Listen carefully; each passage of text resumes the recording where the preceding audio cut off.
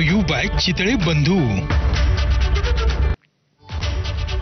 ब्रेकनंतर बुलेटिनमध्ये तुम्हा सगळ्यांचं पुन्हा एकदा स्वागत। पाकिस्तानी दहशतवादावरती भारताने जोरदार प्रहार केल्याच्या नंतर आता पाकिस्तानी पंतप्रधान शांततेची भाषा बोलायला लागलेत। भारताची शांतता प्रस्थापित करण्यासाठी चर्चेला तयार आहोत असं शहाबाज शरीफ यांनी म्हटलंय।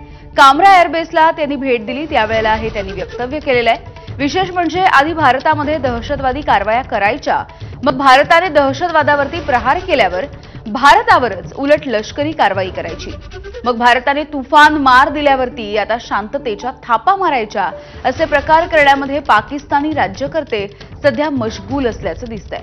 मात्र भारताची भूमिका ठाम आहे। जोवरती पाकिस्तान दहशतवादाला खतपाणी घालणं आणि दहशतवादी अड्डे नष्ट करत नाही तोपर्यंत कोणतीही चर्चा होणार नाही असं भारताने पाकिस्तानला ठणकावलंय।